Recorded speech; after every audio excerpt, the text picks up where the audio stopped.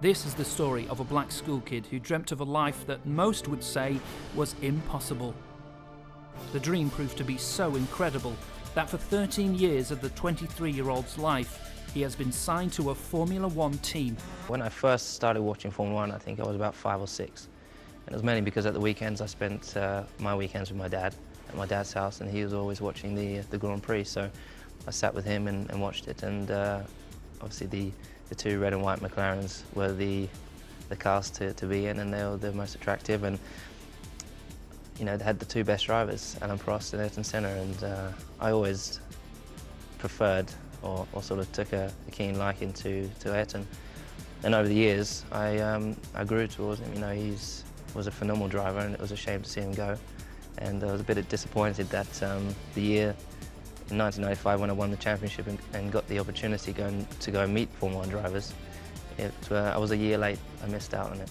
In 2007, he became the youngest driver ever to pilot a Formula One car and to lead in the World Championship. Born in 1985, Lewis Carl Hamilton grew up in Stevenage, Hertfordshire in the UK, and began his winning career at the age of 7, racing radio-controlled cars, before progressing to karts, and then soon after to F3 and now F1. He is also the first black driver to ever compete in F1 and the first black driver to win a major race. He has been quoted as saying, "Being black is not a negative, it's a positive. If anything, because I'm different." In the future, it can open doors to different cultures, and that is what motorsport is trying to do anyway. Outside of Formula One, my heroes are foremost my father, then Nelson Mandela and Martin Luther King.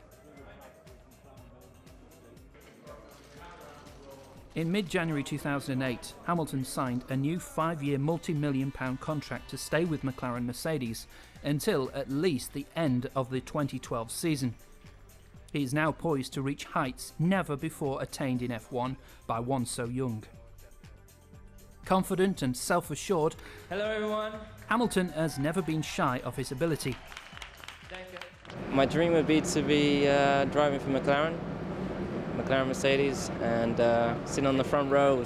At age 10, he approached McLaren F1 team boss Ron Dennis and told him, "Hi, I am Lewis Hamilton. I won the British Championship, and one day I want to be racing your cars." Later, Dennis wrote in his book, "Phone me in 9 years. We'll sort something out then." 3 years later, McLaren Mercedes signed Hamilton to their young driver support program, and ultimately, 12 years after this initial encounter, he made his Formula One debut with the McLaren team. Hamilton's past rivals, present teammates and Formula One greats all agree that his is the career to watch. Hamilton has set numerous F1 rookie records and is the first black mixed race driver to compete in Formula One. After winning the British Formula Renault European Formula 3 and GP2 Championship, he became a McLaren F1 driver for 2007. He has stated that he wants to stay in the McLaren team for the rest of his F1 career. Ever since I got into karting, there was always a danger there, and I think it was that, I guess you could call it the fear factor or whatever it is. Just knowing that you have that danger there is exciting. Some people don't like it, some people do, and that's something that spurs me on. Everything just seems to go silent. I'm basically just a normal guy from a small town to race for 13 years and finally get to Formula One, and to finally be there, and just the whole world is very surreal. Yeah, you have to pinch yourself every now and then.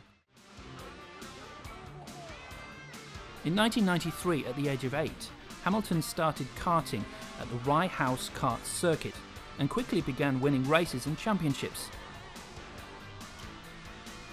From the cadet ranks, he progressed through the Junior Yamaha and Junior Intercontinental A divisions. In 1998, Dennis delivered on his promise and signed Hamilton to the McLaren Driver Development Programme. This contract included an option of a future F1 seat, making Hamilton the youngest ever driver to secure a contract, which later resulted in an F1 drive. Lewis Hamilton continued his progress into the 1999 Intercontinental A, in 2000 Formula A and 2001 Formula Super A ranks, and became European champion in 2000 with maximum points. Hamilton began his open-wheeler racing career in the 2001 British Formula Renault Winter Series and finished 5th. He did show speed at both the Macau and Korean Grand Prix. In Korea, he qualified on pole position in his first visit to the track and in only his 4th F3 race. At the beginning of 2004, Hamilton and McLaren had an argument, which resulted in McLaren temporarily dropping him. Hamilton eventually re-signed with McLaren and made his debut with Manor in the 2004 Formula 3 Euro Series. They won one race and Hamilton ended the year 5th in the championship. He also won the Bahrain F3 Super Prix and raced in the Macau F3 Grand Prix. After his success in Formula 3, he moved to ASM's sister GP2 team, ART Grand Prix, for 2006. Barely just the beginning, Hamilton's GP2 career was about to end. His dream of driving for McLaren in Formula 1 was about to come true. I'm living my dream. This is what I've been working for 13 years.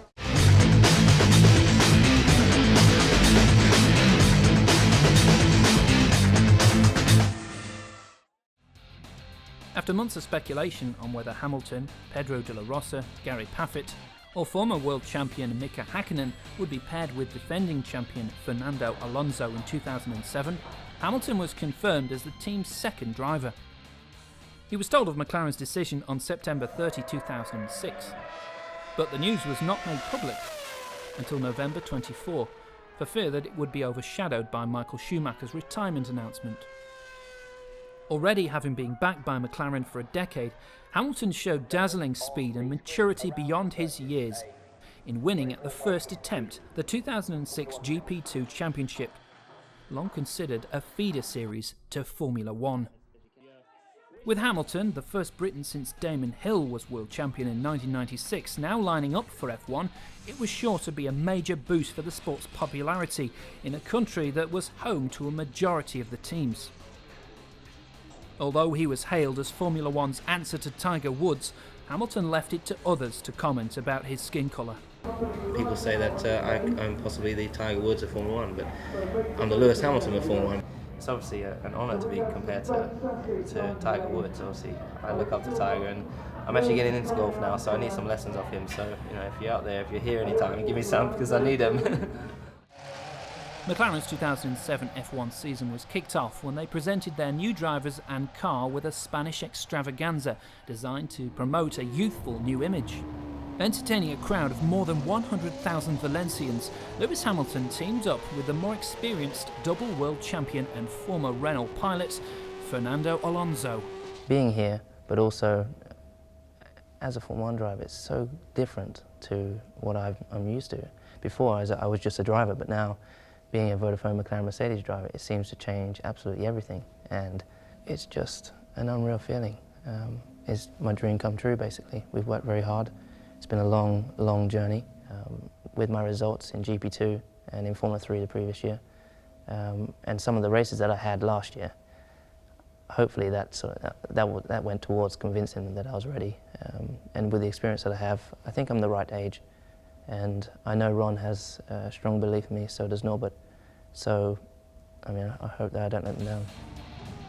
The pair powered their F1 cars around a floodlit street circuit before artists from the world-renowned Cirque du Soleil performed on stage.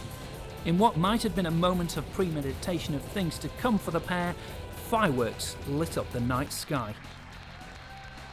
With the first meeting due to start in Melbourne, Australia in just 2 months' time, the celebrations were soon over as the teams got down to the hard work of testing the new car. A few weeks later, although he hadn't yet hit the racetrack in an F1 car, Lewis Hamilton was driving in with the big players. At the February 2007 Laureus World Sports Awards, the attention should have been on Michael Schumacher and Fernando Alonso. But when the 22-year-old was nominated for the World Breakthrough of the Year category, the spotlight swung well and truly over to the modest Lewis Hamilton, and it has not moved from him yet. I've looked at the talent that I'm up against, and to be honest, I'm amazed at the achievements that all of these athletes have accomplished. As the 2007 pre-season testing got underway, the McLaren team was facing new challenges. McLaren had attracted a reputation for running fast times during testing and then failing on race day with unreliability. Add to this 2 new pilots and the coming year was bound to be eventful. Fernando Alonso's reputation and championship status was unquestionable, but he was new to McLaren. While rookie teammate Hamilton had shown pace in GP2, his F1 ability was an unknown quantity. Having not won a race in 2006, the stress at McLaren was no doubt mounting. A lot was riding on his new team. An opportunity had presented itself, as this was the first season since 1991 that Ferrari was without the seemingly invincible Michael Schumacher. As the first race for the season got closer, former champion Damon Hill tipped Hamilton as the likely race winner, though Lewis was taking it all in his stride. I feel we really have a strong package this year. I feel very optimistic, and to be sitting next to Fernando Alonso, the 2-time world champion, it really couldn't get better. So there's just so much emotion going through me right now, but I have to control it, and I've got a job to do this weekend. Ignoring the fact that the last driver to win a race in his rookie season was Colombian Juan Pablo Montoya, with Williams in Italy 2001, the 22-year-old Briton was confident. I'm not here to finish 10th or something. I'm here to win, so I will apply myself. I have a lot, as I said, a steep learning curve. But there's extremely huge amounts to learn. And Hamilton had a strategy for the year just in case the flag should not be his. It would be nice to have a solid points finish in the first race, sort of to set the foundation and sort of work from there towards the podium and towards the win. Back at home in the UK, Lewis was sure he would have enough support on his Formula One debut. Yeah, I know my family are at home. I know they're all gathering up at my house, and they'll be all watching it live early in the morning, I think. So keep watching. I miss you all, and hope you're all well. No doubt the Hamilton family was very proud, as Lewis had debuted his F1 career with a 4th in qualifying and had finished 3rd in the race. And by April had created history by finishing on the podium in each of his first 3 races. After finishing 2nd behind Felipe Massa in the Spanish Grand Prix, Hamilton took the lead in the Drivers' Championship. With this achievement, Lewis had surpassed Bruce McLaren's record to become the youngest driver to ever lead the World Championship. It wasn't long before speculation was mounting as to whether the new Formula One star had exceptional talent or was just driving an extremely fast car. He's a racer, and there's a big difference in being a driver and a racer. In my whole career, and I did 525 races, I reckon I probably met 2 or 3 racers only. You know, there are other really good drivers. I mean, I don't want you to cry how good they are terrific, but there aren't many racers. With 30 points to his credit for his consistency in taking a 3rd and 3 second places, Hamilton was enthusiastic about the coming Monaco Grand Prix. I've been very fortunate to finish all 4 races on the podium, and from here you just have to keep on working on that. And I've had a 2nd, I've had a 3rd, and the next one has to be a win. But when that would happen, I don't know. I think Monaco is one of my strongest races. So I'm very strong on that track in the past, and so I see no reason why we can't go there very strong and beat the Ferraris. But you know, at the end of the day, it's all about scoring points. So if I can't win, then I'll score as many points as I can still. Many of the sport's greatest drivers retired without a victory in the Mediterranean Principality. But the McLaren driver's first 4 races had been so impressive that few would be surprised if he celebrated a maiden win this weekend. Monaco definitely has to be my favourite circuit, mainly because you have absolutely no room for error. You don't have runoff areas like on other circuits. If you make a slight mistake, you're into the wall. So it's all about being on the limit, but just on the limit and never over it. And the last 2 years I've been racing there in Formula 3 and GP2. I've won all the races there. It is quite amazing when you're driving through the tunnel and knowing that all the greats have driven through there in a Formula 1 car, and now knowing this year I'm going to be driving there is just, it's going to be unreal. It's going to be unreal. McLaren, who had the best record of any team in Monaco with 13 wins over the years compared to Ferrari's 8, were confident that they would rack up what would be their 150th win in Formula 1. One mistake over 78 laps on an often slippery ribbon of asphalt hemmed in by unforgiving barriers could be disastrous at Monaco, and rookies were more likely to get it wrong than anyone. But Hamilton had barely put a wheel out of line so far. To be the quickest, you have to touch each barrier. And I think not many people notice that, but you almost have to touch every barrier, and that's basically using every inch of the circuit. And it's very, very tough to do that. You know, you touch it too much, you lose the wheel. So it's all about just brushing the barrier each time. Then you know you've maximised the corner, you've used absolutely every inch, and you know it's going to be a good time. Hamilton was 2 points ahead of his teammate, double world champion Fernando Alonso, and the Spaniard was determined to reassert himself after being beaten by the Briton in his last 2 races. I think going to Monaco, the most exciting part about driving in the Formula 1 car will be after the first corner, going up the hill at 280 kilometres an hour, knowing that you're in a Formula 1 car, you've got the quick shift, the engine is 19,000 RPM, and also going through the swimming pool is extremely quick. You know, you come into there, I think it's 140 kilometres an hour, and you're almost flat out, bouncing off the curbs. In GP2 it was great, but I imagine in the Formula 1 car it's going to be even more hairy. And then coming into Rascasse, the last corner, it's one of the most famous corners, I think, in all Formula 1 circuits. And, it's always a challenge. And the result was a controversial finish for the McLaren team, and not what Hamilton had in mind. Taking a 1-2 on the podium, the celebrations might have seemed a bit subdued, and the press were suggesting that Hamilton was prevented from racing his teammate. Following an FIA investigation, McLaren was cleared of any wrongdoing. Despite the big letdown, Lewis Hamilton continued to show that he was an ambitious young man, with his feet firmly on the ground. Driving a Formula 1 car is a major challenge, but separating your Formula 1 life to just a normal life is quite difficult. And I think at the moment, just trying to keep everything the same as it's been for the last all the past years. Trying to keep it relaxed, spend a lot of time with my family and friends, and just trying to keep my feet on the ground. And at the moment, I'm doing well at it, but it's obviously getting harder and harder. The more and more successful you are, the harder it gets. And but I hopefully, because I have my family with me, I should be okay. I just enjoy my job. I get there and I just enjoy the whole experience with the media, with the marketing appearances we have to do, and then driving the car is the best thing ever. And I couldn't be happier doing anything else. And so as I enjoy that, I don't really see what's going on around the world. When I'm away in North America, I don't see what's going on here. But I've heard there's a lot of attention, and as you can see today, people shouting my name. It's unreal. But you just have to take it in your stride and enjoy it.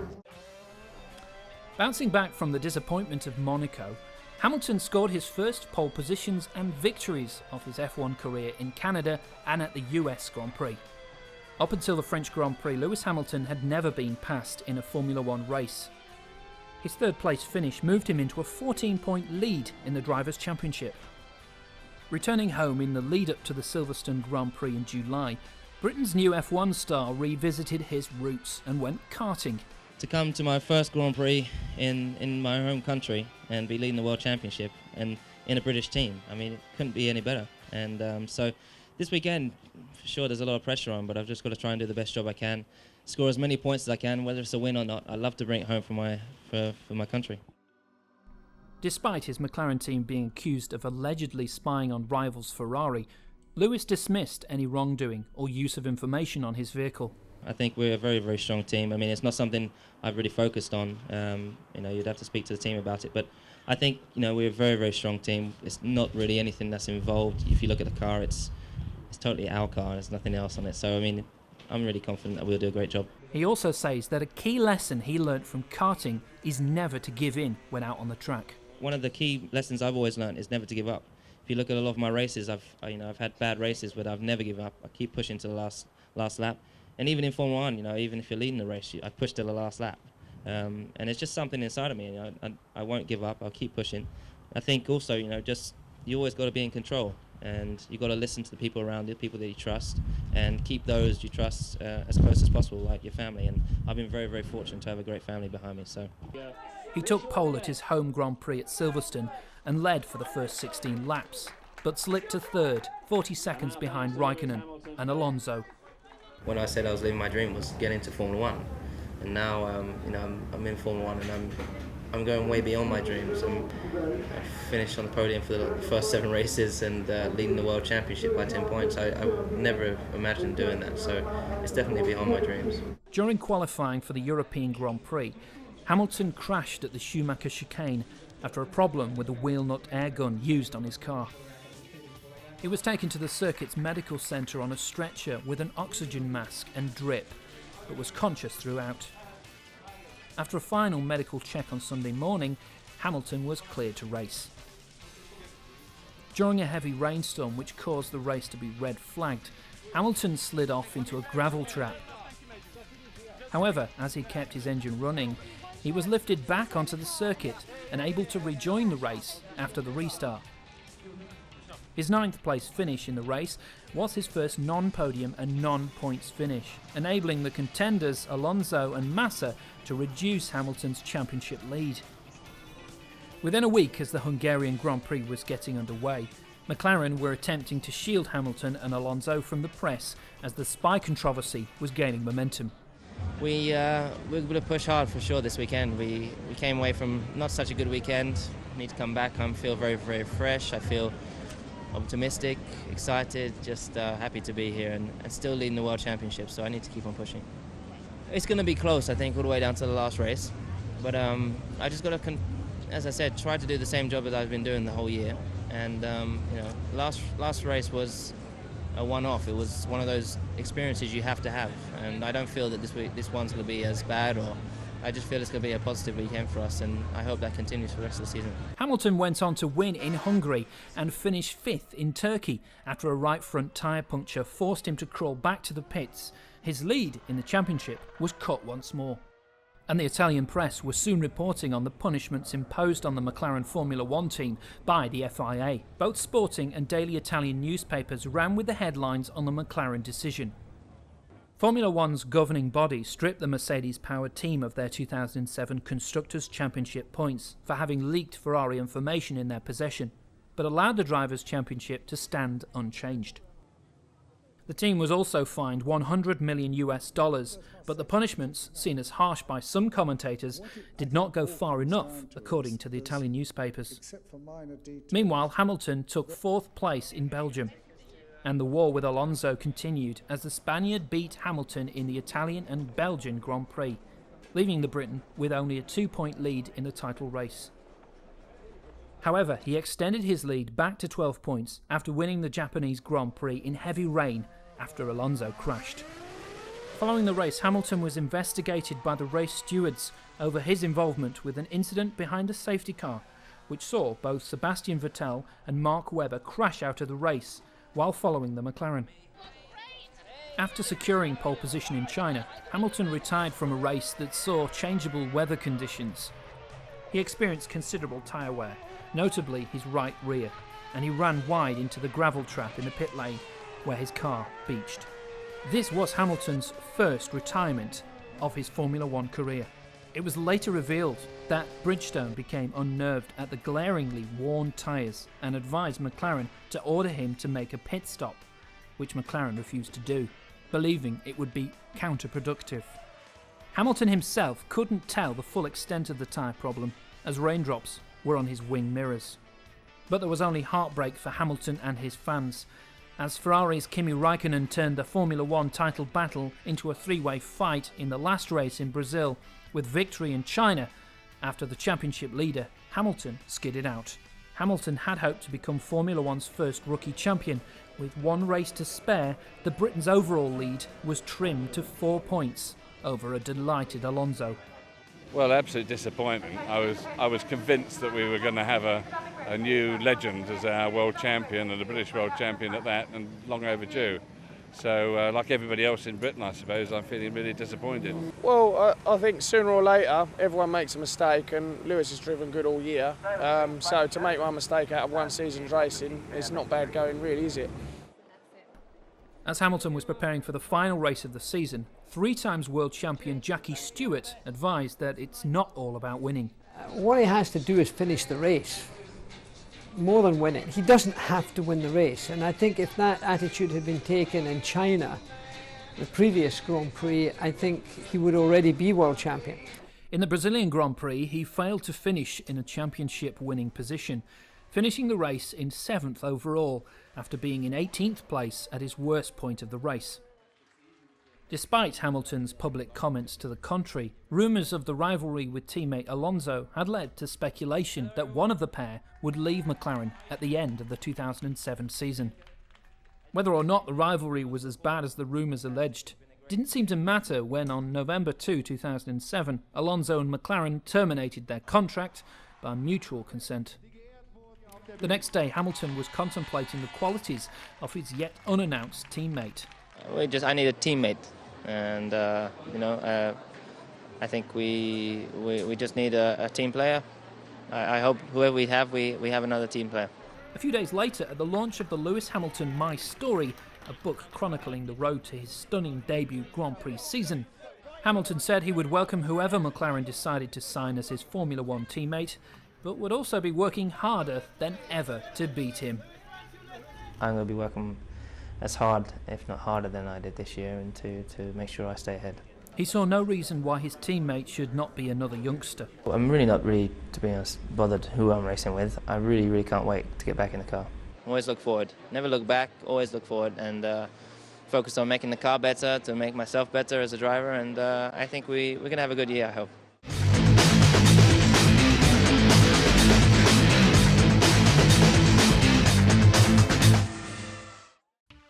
In recent years, F1 teams have become increasingly aware of the importance of keeping drivers in top physical and mental condition. Fitness and youth combine in a perfect formula to make Lewis Hamilton the most successful rookie driver ever to start a season. You always have to make a slight step in your training, make training harder or training longer, and so going from Formula 3 to GB2 was quite a big step, and then making the step to Formula 1. It's a big progression, and I had to have a personal trainer and physio to help me. Helping Hamilton to stay in good shape during a recent gym session at McLaren's headquarters in the UK was Australian fitness trainer Adam Contanzo. I provide massage with him, I make sure he's feeling well, that he hasn't got any aches and pains. With the demands of a Formula One car design requiring small-framed, lightweight drivers to actually fit in the cockpit, improving a Formula One driver's muscular mass and endurance implies a very specific bodybuilding regime. It is then important to develop strength without increasing volume and weight too much. Some specific muscle groups need to be developed, one of the most important being the driver's neck. His neck strength, his lower back strength, strength around his pelvis, that has really developed. There were, I believe, 7 race circuits this year, at least 7, that I'd never been to before. So now having the experience, going away from it, coming back the next year, knowing the circuit, knowing where the bumps are, knowing what the weather's usually like, what the grip surface is like, there's so much that I've learned. So I'll go there fully prepared. For the other circuits, it's great to have been there and experienced what the Grand Prix race weekend is like, and what a race is, what a Formula 1 race is like on that circuit. So I should be a little bit more prepared. Ladies and gentlemen, the Vodafone McLaren Mercedes AMG 23 in the 2008 driver lineup, Lewis Hamilton, Heikki Kovalainen. On December 14, 2007, it was confirmed that Heikki Kovalainen, who drove for Renault in 2007, would drive the second car for McLaren Mercedes for the 2008 Formula One season alongside Hamilton. It's a cool thing to come here. I'm 23 today, it's the new MP4 23, and we have the number 23. I don't know if I will be number 23, but the new car, it obviously looks very similar to last year's car. It's an evolution of the car that we raced last year, and I'm extremely excited to drive it because I know I haven't been in the car for some time now, and I'm like a kid with these toys taken away. I can't wait to get them back. Early in January 2008, the McLaren team began testing newly spec'd up cars in Spain. Hamilton joined the team's test driver Pedro de la Rosa and new teammate Kovalainen at the Jerez track to have his first experience of driving the McLaren MP4 23. It is a very, very exciting day for me because obviously the first day of testing for me in 2008, and to see the new car, how it's evolved, I'm very, very excited to get out there and just take my time to build back up, but just it's the beginning of the season. This is where it all starts, this is where we start to prepare the car. It was also his first official experience of driving in Formula One without traction control. The electronic aid is banned for the 2008 season. Hamilton said that the season really began with the first testing session, and he was delighted to be back driving Formula One again. He reported no problems with the car, but the lack of traction control meant you had to be careful on the throttle or risk spinning the car. The biggest difference for us, is no traction control, so it makes it a little bit trickier. I think it's a little bit more physical, and I think through the races this year it's going to be quite tough, because basically you have to modulate your right foot a little bit more, quite a bit more than you did previously with traction control. But also looking after your rear tyres, I think there's going to be a lot of people perhaps spinning, and it is very, very tricky, especially in the high-speed corners when you get a little bit of wheel spin, and you have to be very, very sharp, perhaps a little bit more on the point than last year. Hamilton enthused about his new teammate, whose early career was also in cars. Yeah, I think it's great. I have a new teammate this year. It's been a good morning so far. I think beginning of the testing for me, and I'm thoroughly enjoying it, to be honest. Just getting back in the car and just taking your time to slowly build yourself back up. Later, in mid-January 2008, any disappointment the 23-year-old might have felt after losing by a single point was no doubt alleviated. Hamilton signed a new 5-year, multi-million-pound contract to stay with McLaren Mercedes until at least the end of the 2012 season, announcing that he had one aim for the 2008 season. That was to beat Kimi Räikkönen and become Formula One's youngest champion. He had astonished his fans and the racing fraternity when in 2007 he won 4 races in his debut season, and with 9 straight podium finishes, the year could so easily have ended with him becoming the first rookie champion. He believed the experience he gained last season would make him even more competitive. Going into Melbourne last year, I didn't know the circuit, so I know what to expect, and so I think I can get off to I can hit the ground running a bit more than I did last year. For the sport's first black driver, the last 12 months had been a year of incredible change. Not only had he become a household name in Britain, along with his lucrative new deal with McLaren and relocation to Switzerland, Lewis Hamilton was proving that this young man was a force to be reckoned with. Later in February, it was time for Hamilton to join fellow sporting stars on the red carpet at the prestigious 2008 Laureus Award ceremony held in Russia. Lewis Hamilton took the Breakthrough of the Year award for his remarkable debut season in Formula One with McLaren. This year is really the year we need to push harder, so I'm fitter. Mentally, I feel stronger, and I feel I have the support of my family and the country behind me, so I'm looking forward to it.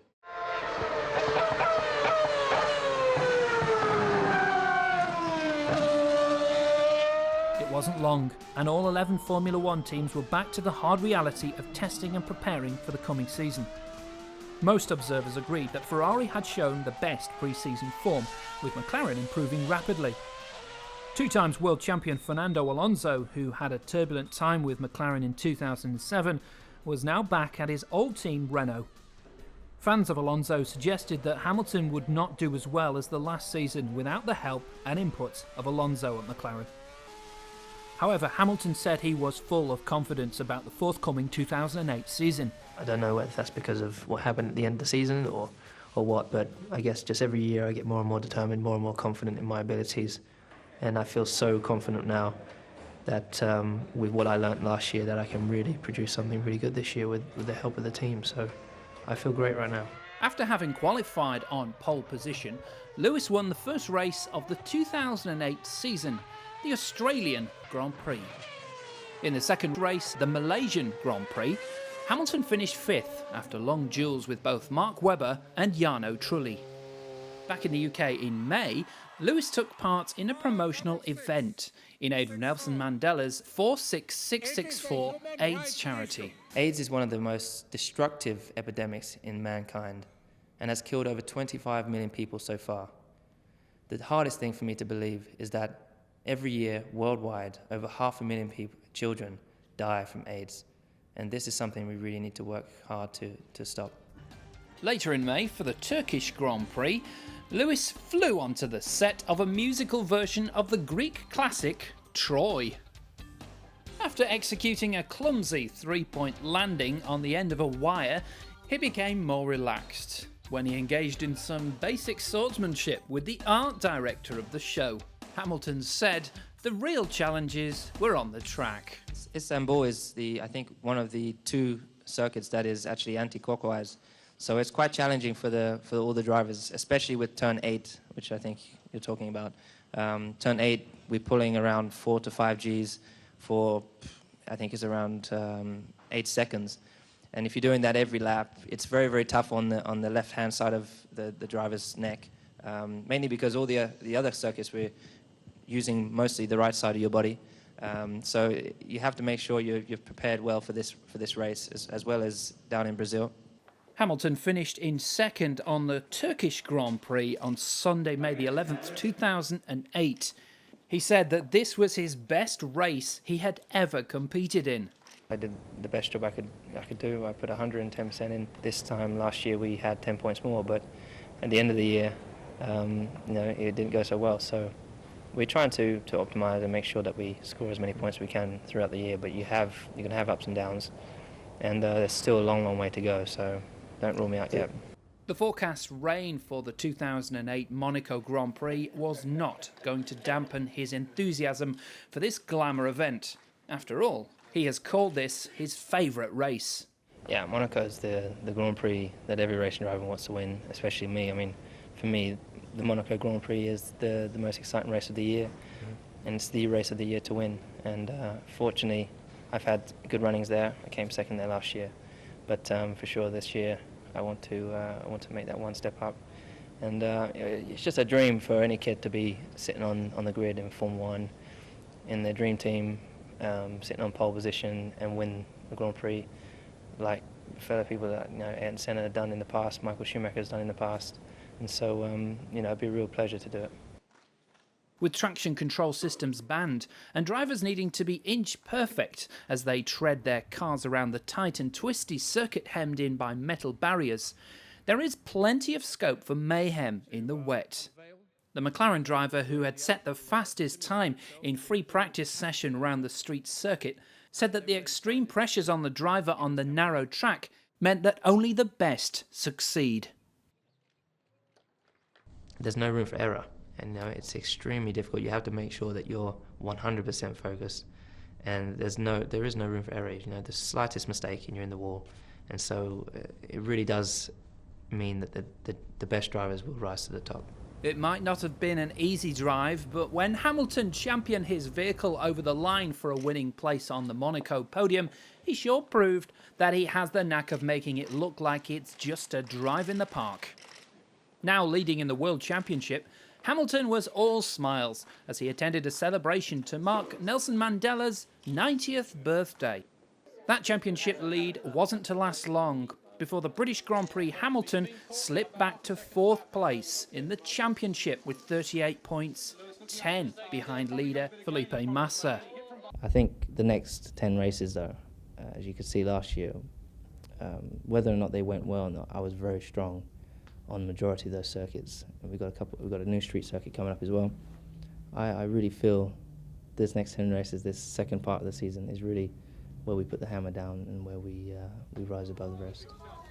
Hamilton had failed to score points in his last 2 races, one after crashing in the pit lane in Canada and the other after being penalised for missing a chicane in France. Despite this, Hamilton said the problems in the last 2 races were not affecting him. Not at all. I mean, for me, it's all part of the learning curve. You have your ups and downs, and in life you're expected to have ups and downs, and if you don't, then that's just not reality. This is motorsport, the pinnacle of motorsport, and for sure there's going to be some very tough times. I'm sure I haven't even met the toughest time in my life as yet, and but all of this is preparing me for it. And but then there's going to be lots of highs, so I'm looking forward to that as well. Some had already written off Hamilton's chances of becoming champion in 2008. Rather than driving for reliability and save points, Hamilton said with a smile that his strategy for the rest of the season is simple. Well, I plan on winning as many races as possible for the rest of the season. I want to get more wins. That's what we all work for. And I really do believe we can do that. It's just you got to be in the right place at the right time. You got to learn how to take a step back and realize, okay, you don't have to do anything. Just drive the way you normally drive, and you'll be fine. You'll get by. And with a bit of luck, we can pull together as a team and win this championship. And I feel better prepared than ever to challenge for the title. So even though it's very close, it makes it more exciting for me and for the whole team and for the world who's watching. But you know, it is a great season. After a convincing win in difficult wet conditions at Silverstone, Hamilton took the challenge of racing his McLaren Mercedes against a Learjet executive plane flying over Farnborough Airfield. In September, Hamilton's appeal to be reinstated as a Belgian Grand Prix winner was dismissed by the FIA. Subsequently, he had been demoted from first to third at Spa-Francorchamps in the September 7 race after cutting a chicane. Despite the failure of the appeal, Hamilton still led the World Championship at this stage by 1 point ahead of Felipe Massa. With Paris behind us, I think even going there, you know, we gave it our best shot, and perhaps it wasn't the best result we had planned for, but we move on, and that's all in the past now. We really got to focus on the next few races, and we can approach these races with the same confidence as we did the last few, simply because we've got a great package, we've done a great job to prepare the car. I've got great confidence in my mechanics who do always a great job, and the reliability is good. So then it's just down to me giving the right feedback, making sure I take the right steps over the weekend and giving the right feedback to push the car forward again. So I really feel confident in that sense. Hamilton may have been disappointed with the FIA's decision, but he preferred to concentrate on the first ever night Grand Prix in Singapore, which was set to pose a number of challenges. We always hope for a dry race, just because it's easier. It's a lot easier in a dry race because it's just a lot easier to keep the car on the track and push the car to the limit. But in the wet, it's all unknown, especially if you start pole. You're the first one into the first corner, first one to hit the big puddle, and all these different things are just unknown. But I think if we had a slower car in the dry, then perhaps we would ask for, I'll be praying for the rain. But the fact is we have a competitive car in both conditions, so regardless of if it's dry or wet, we're not bothered, we're just going to try and win. So I feel confident either way. Well, I only know what I see at the circuit. You know, the team have done a lot of analysis, trying to find out as much as they can, and it's the same for me. I know I've come here, I've read what the team know, all the information they have, and I've walked the circuit during the day. I'm going to walk the circuit again, hopefully tonight. And that just gives you kind of insight again, just you walking it slowly gives you good information. But when you get out there, it's going to be completely different. And I think the race is going to be very exciting. I think it's going to be more exciting than potentially some other races we've had this year. But I think just because it's a night race, it's going to be, everyone's in the unknown. We don't know what to expect. Although not winning any of the following rounds, Hamilton went into the last race for the year at Brazil, still leading in the championship stakes ahead of Massa. The 23-year-old was set to become Formula One's youngest world champion if he could finish at least fifth in the race. While Hamilton was getting prepared for his greatest challenge to date, a young artist back in the UK managed to get his stamp of approval for an ambitious work of the would-be champion. Contemporary British artist Ian Cook was commissioned to create a work to celebrate Hamilton's fantastic racing season. His unique style of auto drawings involved dipping remote-controlled cars in paint and driving them across a canvas. Just over 5,000 miles away in Sao Paulo, Brazil, the project has provided some light-hearted respite for Formula One World Championship leader Lewis Hamilton. It's amazing how he's using tyres and remote-control cars and no paintbrush. He even has paint on his feet. Wow, that's really cool. The final painting measures 8 by 12 metres in size, covering 96 square metres. After many hours of back-breaking work, the image was finally unveiled in the shadow of Tower Bridge.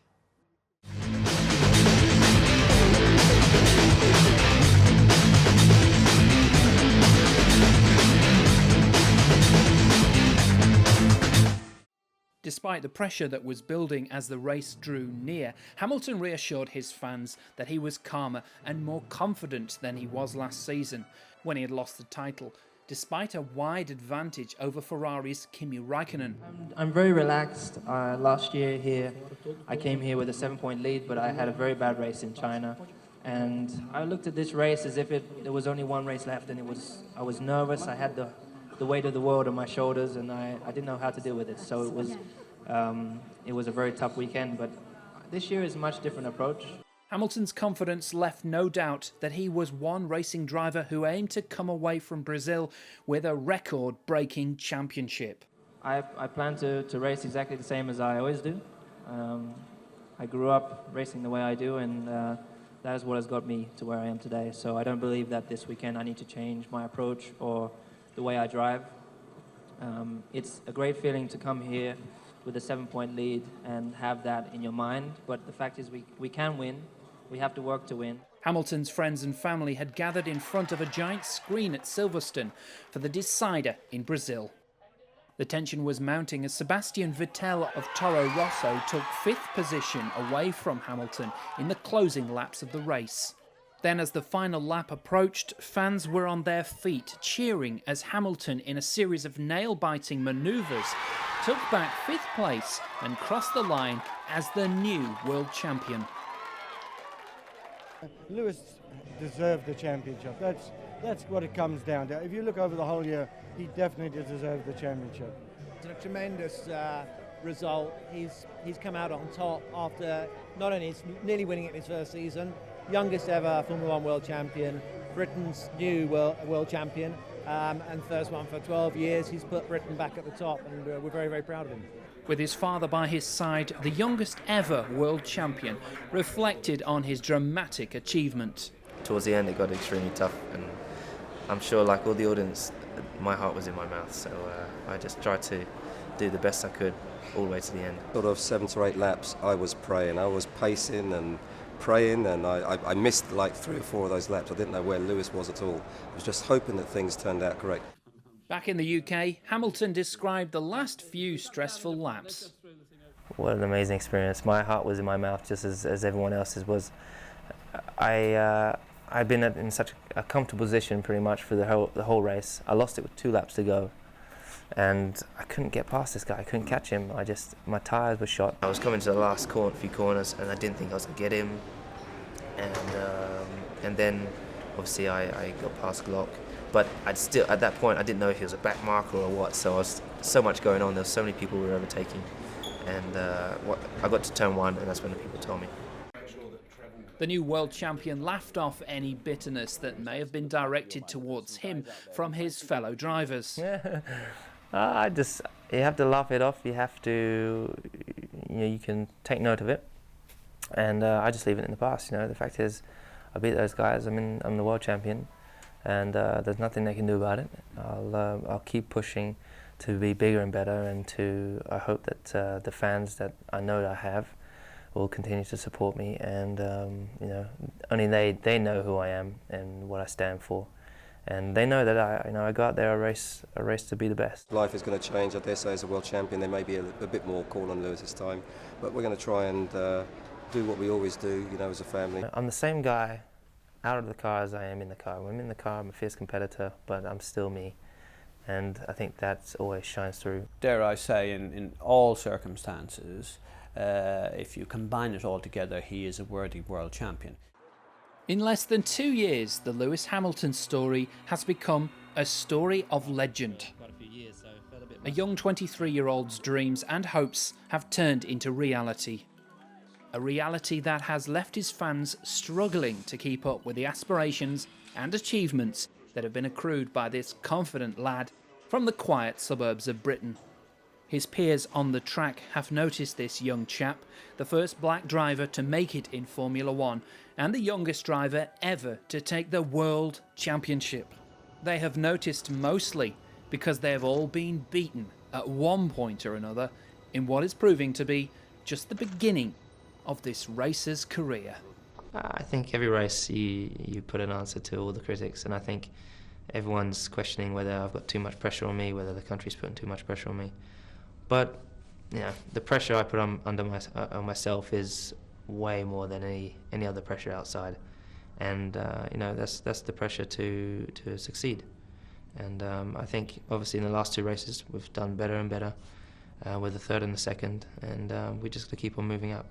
Oh, it's fun every time. As soon as you put your suit on, it's fun. It's the whole weekend's a complete blast, and although it's very, very political and very serious and everything like that, which you need to be because it's immensely intense and competitive. But it's so much fun. You get in that car, and I'm like a kid. I know what to do with it, and I'm like a kid with a new toy. For me as a driver, I change. I improve all the time through experiences, not race by race, not just race by race, but in life. You know, I'm taking all these different experiences, positive or negative, extracting the best bits out of them, learning, becoming older and wiser. I mean, I'm 23 years old, and I think I'm quite wise for my age. I think I still got a long way to go, but then when it comes to driving, I excel. I push beyond the limits. When I'm training, I go beyond the pain barriers. I just do everything I can to make sure that when I arrive at the racetrack, I've already got 2-3 tenths on the other guys.